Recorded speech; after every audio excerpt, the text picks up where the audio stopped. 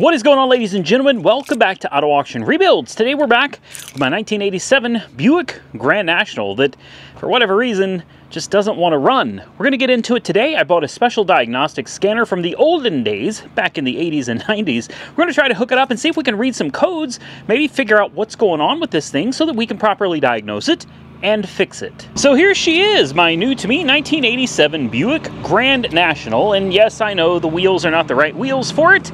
I bought those and put them on because the wheels that were on it were too big. The back wheels were, I think, 15 by 10 instead of 15 by 7, and they rubbed the fender wells. So I decided to put these on until I could find some factory, at least replicas for this. I really want the factory wheels back on this car as soon as possible, and thankfully we worked out a deal with Curbin Performance. They're going to hook us up with some wheels along with some parts that are probably bad on this car. But before we get into just throwing a parts cannon at it, I thought it'd be a good idea to actually run some codes on this and try to figure out exactly what's going on with it, why it's so upset. I have a few suspicions. I know of a few things that don't appear to be right under the hood. So why don't we get into it and I'll show you what it's doing. So under the hood of this beast is a 3.8 liter port fuel injected turbocharged V6. This thing's actually pretty amazing. It's pretty phenomenal. I know of a few problems that we have with it. Number one, you can see clearly this intake. Well, that's not right. That's not right at all. There's this giant cone filter attached to an aftermarket mass airflow sensor. Actually, hold on. No, it's not. That says AC Delco right on it, but it's a reman unit. It says underneath it that it's remanufactured. And here's the other thing. The mass airflow sensor for this car does not have a straight connector on it like this. The connector actually goes down. It's angled. It's got a 90-degree bend, and you actually plug the plug into the other side of it. So this is definitely not the right one for this car. That could be causing tons of problems. That and the fact that the mass airflow sensor is actually split down the side, and it's literally sucking in unmetered air. That could also potentially be causing a problem as well. Next, somebody threw on some aftermarkets. It doesn't look great. You know, this is dryer vent tube, 3-inch dryer vent tube, and then there's some kind of corrugated rubber plasticky broken hose on top, so that's not good. Probably unmetered air. And then I just noticed this on the charge pipe. There's electrical tape. Surely there's not a big split under there, right? I'm sure. I suspect that we have a coolant temperature sensor problem, and that sucker sits right there in the center of your screen, down at the very bottom there, the brass connector. Yeah, we've got an aftermarket boost controller. It's electronic. That's definitely not factory either. So somebody's been playing around under the hood of this, and you know, who knows. It does have a really nice Champion, looks like probably a 3-core aluminum radiator. This is very nice because these radiators are next to impossible to find for this car. And if you can find them, the factory ones, they are ungodly expensive, guys. So I'm really glad to see a better, improved aftermarket radiator under the hood of this car. Now, everything is hooked up like it's supposed to. I'm going to show you what it does. And it's not good. It's really not good. I am certain that the coolant temp sensor is reading negative 40 degrees. That's a problem. The mass airflow sensor is also a problem. And we're just getting started. Now, I've already went through the vacuum lines and I replaced all of the vacuum hoses, almost all of them I should say, with silicon hoses, really high quality silicon hoses. So that's already been done. I've already run a smoke test on the vacuum lines and I don't have any smoke coming from any of the vacuum lines. So vacuum wise, we should be good to go. Let's fire it up and see what it does. Oh yeah, we also have a cracked manifold. I forgot all about that. It's actually running pretty good. It never does this. It never runs good. Are you kidding me? Are you serious right now? I break out the camera and you want to act good. Okay. Well, how about that? Wait a minute. No, it's all right. It's okay. If you hear a rattling noise, well, let me get you guys down here. There is a crack. You see that exhaust manifold right there in the center of your screen?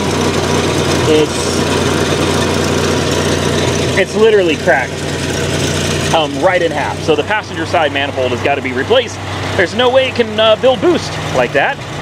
Then we got a downpipe that runs to a catalytic converter that sounds like it's got marbles in it. So catalytic converter is going to need to be, you know, snip. We're going to do a catalytic converter vasectomy on this car, and maybe even see if we can find some quality exhaust to really make this thing sound and run better. See how it's breaking up now? Here we go. Here we go. Yeah, she's getting upset. Runs like crap. It should die. Like 9 times out of 10, it will die. Yep, bingo. There it goes. And it does it every single time.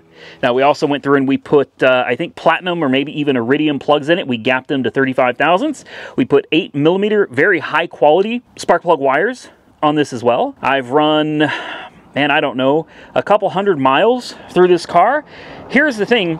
It only acts like this when it's really cold. It just will not run. And when I say cold, I mean when the engine hasn't had time to actually warm up. Because out here today, it is probably in the 60s. In fact, I'm looking at my watch, and it's 67 degrees out here in Oklahoma right now. So it is not cold by any stretch of the imagination. But if the coolant temp sensor is telling the engine that it's negative 40 degrees, well, yeah, it could be a problem. But like I said, I don't just want to start throwing a ton of parts at the car. There's a couple things I know that it needs for sure, and that is the mass airflow sensor. See, here we go. It just doesn't run. It's really upsetting. You know, for such an old car, I got it for $24,000. It was supposed to be a run and drive, and technically it is. It cuts out when I give it throttle. Like, I couldn't even drive this on the road right now if I wanted to. It would stumble, hesitate, and it would die.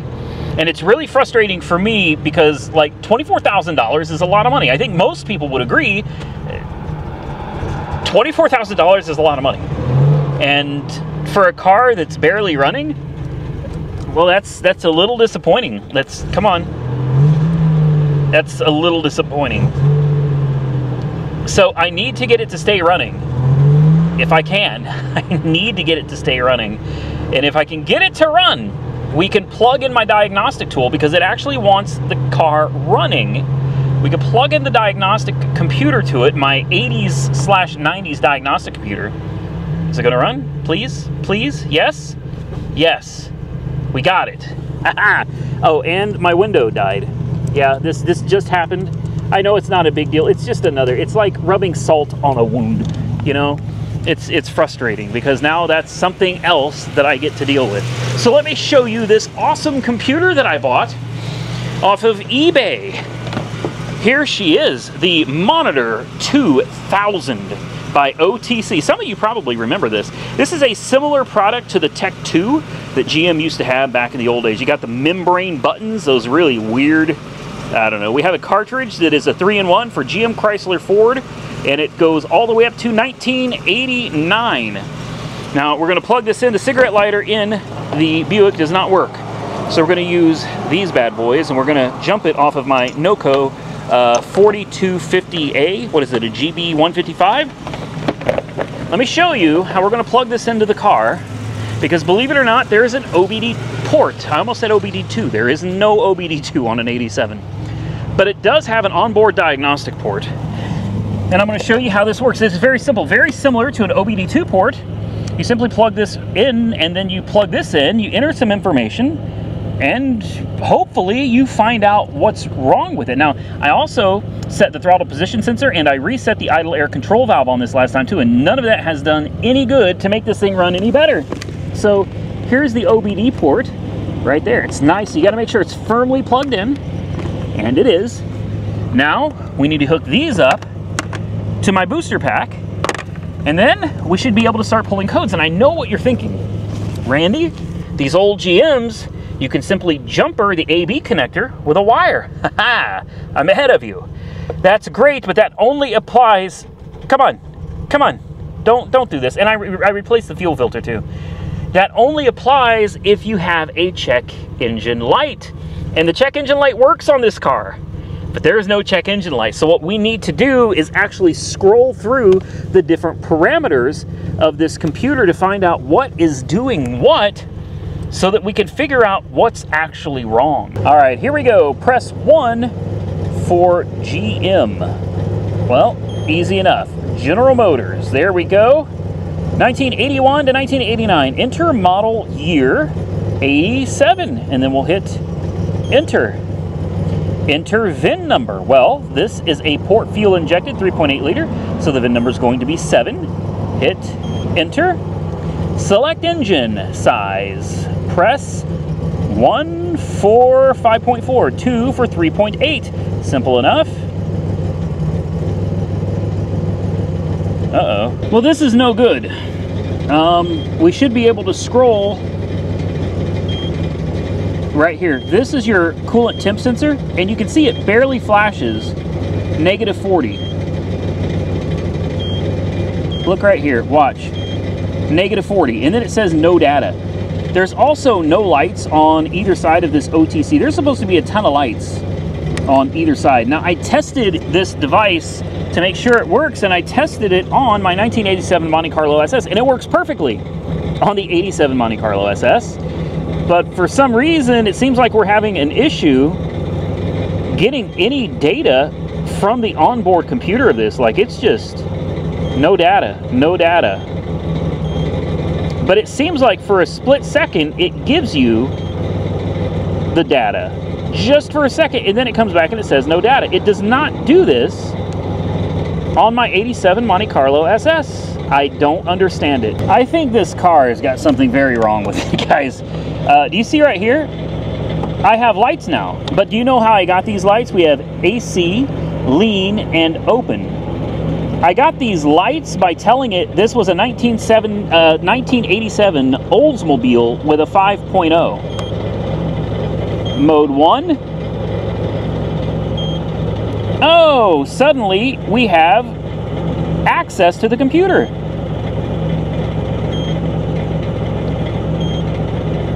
Now, what does all of this mean? Well, who knows? No, I'm kidding. What all of this means, on the back, number 15, on the back of this you have a chart. And on this chart, number 15 is the current timing, or the coolant temp and IAC. So if you move this over, coolant temp shows to be 186, and the IAC is, but doesn't show it. That's a problem. Next, number 17 is 3. So number 17 on the back of this, it doesn't have one. Number 19, no. 21, nothing. See what I mean? There's something, obviously this is not the right setup for my port fuel injected V6. It's thinking that this is a 5.0 liter V8. This is the only way that I could get anything to work on this computer.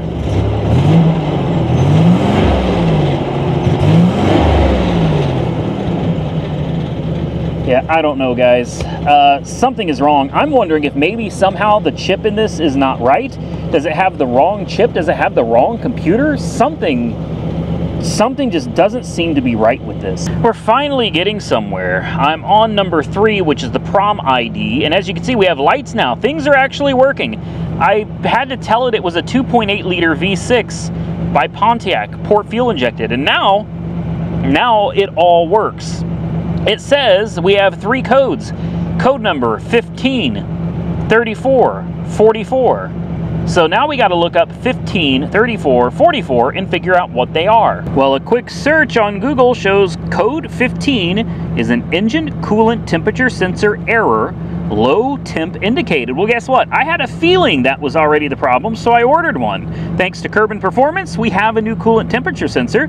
Let's see what the other codes are for. Code 34 is a map sensor circuit error, signal low indicating high vacuum. So that's something else we need to be checking out, is the map sensor. Although this is mass airflow. I don't know for sure that there's actually a map sensor on this car. Code 44 indicates oxygen sensor error, lean condition indicated. So we're looking at a few different issues here, and all of these are very important. Let me pop under the hood real quick and see if there's a map sensor on this car. So I went online, and it turns out I guess there is a map sensor to this? I didn't think that there was, but I can't find it. Everything I read said it's supposed to be in the passenger side fender, and there's supposed to be a hard vacuum line attached. Well, here's my passenger side fender well, and as you can see, there's not a lot unless this is somehow a map sensor. If it is, I've never seen one quite like it before. Let me show you. I'll get you a little closer. There it is. It's got a hard line attached, and it's got this weird little two-plug connector. Oops, I bumped you there. And then the hard line runs over here to a T, and I replaced vacuum lines over here as well. So it's indicating high vacuum. I'm thinking maybe the sensor, if this is even it, is bad. If you know, please comment below, because I'll be honest with you, I have no idea, but this is the only thing on the passenger side fender well that has a vacuum line attached to it. And if that's bad, I mean, again, you're talking about lots of different things that can absolutely cause problems. A bad coolant temp sensor, a bad map sensor, and an oxygen sensor reading lead. These are things that could be very problematic, but before I condemn the oxygen sensor to replacement, I think it's important we first figure out the things under the hood that could affect the air-fuel ratio, which would directly impact the O2 sensor. Why don't we take this thing out for a quick drive and just see how it's doing now that it's warmed up. So number 13 is the map sensor volts in red there. You can see it's moving around. It's right now sitting around 30. And then in yellow is, and now it's 29, and then 0.56, 0.54. So if you come down here to 30, you'll see, or sorry, 13, I mean, you'll see map sensor and voltage. So the map sensor is reading 30, 31, and then in yellow, the voltage is reading, I guess, 0.56, 0.60. Now you should see this fluctuate drastically if we hit the throttle, right? And there we go, 21.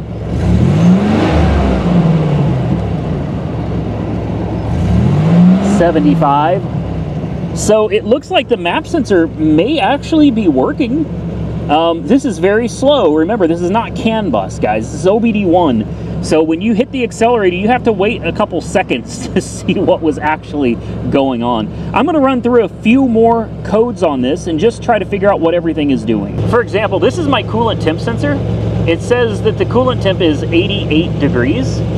The cooling fans have already come on and turned off, so there's no way that this is sitting at 88 degrees.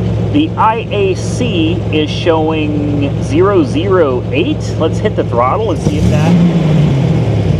Yeah. So the IAC is changing, and now that it's idled back down, we're sitting at 014. All right, we're going to take it on a quick ride. You can see it's in closed loop mode, and it bounces between lean and rich, road test, and there's the codes again, 15, 34, and 44. But you'll also notice, even though I tell you that, there is no check engine light on the dash. And like I said, the check engine light does work. So I'm not sure why this is reading something that my computer is not telling me with the check engine light. Seems kind of bizarre. But I'm going to show you, like, now that it's warmed up, it drives great. But the coolant temp sensor is still only showing 88 degrees when the engine should be sitting more like at 190, somewhere between 160 and 190. But it burnt tires, and it jumped up to almost 10 psi a boost. So it has no issue getting down the road, guys. None at all.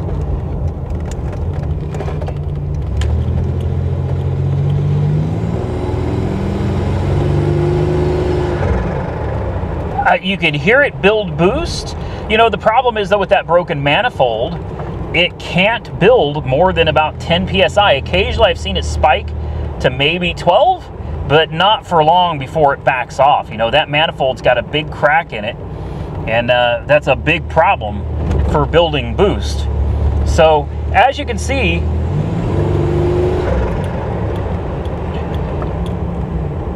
it drives great. Like, no ifs, ands, or buts about it. Once it's warmed up,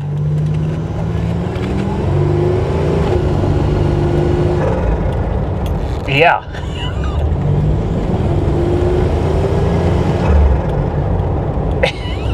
I love it. I haven't driven this car in forever. It's just been parked for the longest time because I've been waiting on parts, and it's no fault of the suppliers. It's just the way it is, man. You know, these are older cars. It's a little bit harder to get parts for these, and I've just been waiting on a lot of stuff.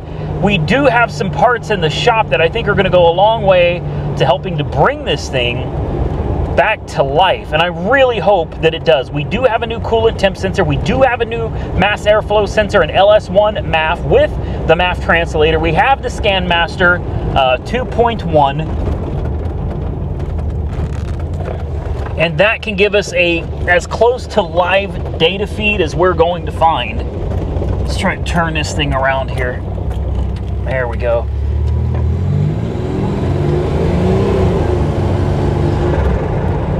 It is so fun to drive. Watch the boost gauge. Let me see if I can get you. Can you guys even see it?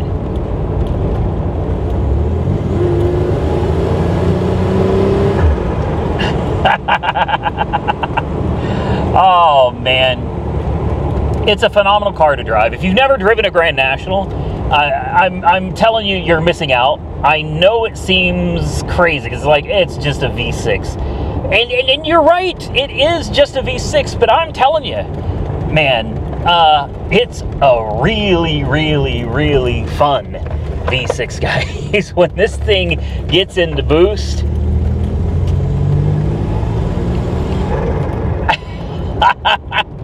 oh, it's a blast. So, it runs great once it's warm. But when it's cold, I wouldn't even try driving it down the road. And I'm not even joking. It will not drive. It will spit, sputter, and it will die. Stalls out constantly. As soon as it gets warmed up, it seems to be a little bit better. You can see it absolutely will hold a decent amount of boost. Not what it should, but a decent amount of boost. It pulls great. We just got a few bugs we got to work out of it. Well, comment below and tell me what you think of my little scan tool. I actually bought 2 of these guys. I was afraid that one of them might not work. I wanted to be safe than sorry, so I ended up buying 2 of them, and they both work. They both absolutely work. Unfortunately, the cigarette lighter doesn't work in this car, and also, unfortunately, the power window died over here.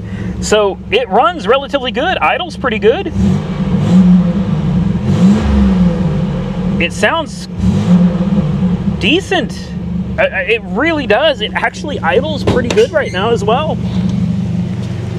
I'm about to go on vacation. I'm going to be gone for a week. I was actually supposed to be gone like hours ago, but I'm out here filming because I wanted to make sure I got all the update videos I could for you guys. So while I'm gone, you've got hopefully some entertaining content to watch. Let me pop this hood and listen to how it runs. I mean,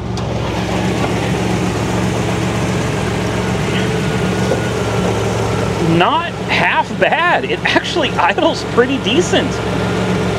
So I guess we'll start with the basics. We'll start with the mass airflow sensor. We're not going to do that in this video. We'll start with the coolant temp sensor because we already have all those parts. In fact, I've got all of this on this desk. These are all parts for different projects. And here's my other one. Here's my other monitor 2000 right here, and here's another cartridge just in case something went wrong with mine. This is for 1981 to 88. Like I said, it works as well. All new brake stuff, hard lines, everything for the Monte Carlo SS. We've got parts for the Mustang LX, the Fox Body LX, new instrument cluster. We've got new upper and lower hoses. We've got some sensors for that one as well. And then from Kerbin Performance, man, shout out to them. They hooked me up. They hooked me up not only with parts, but they gave me some cool swag that I'm gonna have to wear in the next video. We got this awesome hat right here, and look at this shirt. You know I'm gonna wear this shirt. Absolutely. Take a look at that. Grand National, man. Oh yeah. Yeah, I'm gonna be wearing that shirt. Those tools came in these nice hard clamshell cases. Really nice as well. So from Kerbin Performance, they hooked us up with the ScanMaster 2.1. This is gonna help us keep track of what's going on with the car. Over here, we've got the MAF translator, horsepower in a box. Sounds awesome. And of course, I think this is an LS mass airflow sensor. It could be the LT1, but I'm fairly certain this is a brand new LS mass airflow sensor. They also hooked us up with a new intake hose that goes from the turbo to the MAF. Anything after the MAF, really, it matters, but it doesn't matter. You know what I mean? It's this that matters. The mass airflow sensor going to the turbo, that matters significantly. It's super, super important. Over here, they sent us the new coolant temp sensor as well, because we already knew that that was going bad. We had no doubt about that at all. And that's not all. That's not all. I got to show you guys something. I've got cars just... I need another lift. I think I need to contact Wildfire and see if they want to send me another lift, because if I put one right here, I could stack cars. So I could put 2 cars there, 2 cars there, and then 1 car in the middle. So I could actually have 5 cars in my garage. That would be nice. That would keep me from needing to build another shop, I think. Over here, you guys know that I've been trying to find factory Grand National wheels. Well, factory replicas, I should say, and there aren't any. I have contacted every single company that sells them. Every single company. I'm here to tell you they don't exist. They don't exist. So here are the 15 by 10s that are too big. These do not fit. These, well, this is one of the 15 by 7s, the original one that came off the car. The other one, if you're wondering, the other one's in the trunk of the Grand National as a spare tire. Well, Curb and Performance, guess what? They have these. They've got them. They actually have several of these. So if you're looking, and they have the 15 by 8s, and I'm pretty sure he said they got 15 by 10s too. They are the only ones. Nobody else has them. Curb and Performance has them. So they sent me out these 2 wheels free of charge, man. Sponsored, baby. So thank you to Curb and Performance. You guys are awesome, because now we can put the factory wheels. They even sent me the center caps as well. So now we can put all 4 factory size 15 by 7s. We're going to put the we're going to do the Cooper Cobras, and we're going to put the white letters out just like it should be, and we're going to put these back on the car, because I mean that's the way it's supposed to be, guys. That's what it should be. And what are we going to do with these beautiful wheels? Well, I've decided we're going to put these on the Monte Carlo SS. I think these are going to look really good on the old Monte. And then I'll send the Monte Carlo wheels off, hopefully to be refinished. And we'll see. Maybe I'll like these better, or maybe I'll like the Monte Carlo factory wheels better. But either way, I think we're about done with this video. In the next video of the Grand National, God, we got some work to do. I've got to find that passenger side header. That's super important to get fixed. We've got to find a test pipe for the catalytic converter. We got to do some tweaking to the exhaust. There's definitely some work to be done here, guys, but as well as it runs when it's warmed up, I don't think there's anything like crazy expensive or really bad wrong with the car. I think it just needs a little bit of work, you know, just a little bit. And now we get to do a window motor. I'm certain that the motor has gone, yeah, actually you can hear the idle changes. So the motor's trying. We might be able to just beat on it with a hammer. I'm also hoping that when we take this door panel off, there will be a broadcast sheet in there. I'm really crossing my fingers that there's a broadcast sheet in there to give us some more information on the car and further kind of prove that it is a Grand National. So I guess with that, I'm done. I'm going to turn this off. I'm going to unplug it from the OBD port. Isn't it crazy that even back in '87, you had diagnostic scan tools? I mean, they're nothing like what we have today, but I think it's cool just to own that interesting old technology. Oh, now that we've unplugged it, let's see. It's definitely idling different now. Well, guys, I'm done. I just wanted to go over some of this stuff on the car with you. In one of the last videos, we fixed several things, including the wiring going to the brake lights, the turn signals. It had a few minor issues, and like I said, there is the other wheel. And of course, I'm running fuel system cleaner through it because we're fairly certain this car was parked for a long time. So I've got a bunch of this Royal Purple. I've already got one running through the tank. When we run low and fill up again, I'll put another one in. Want to make sure we keep the fuel system nice and clean. So there it is. There it was.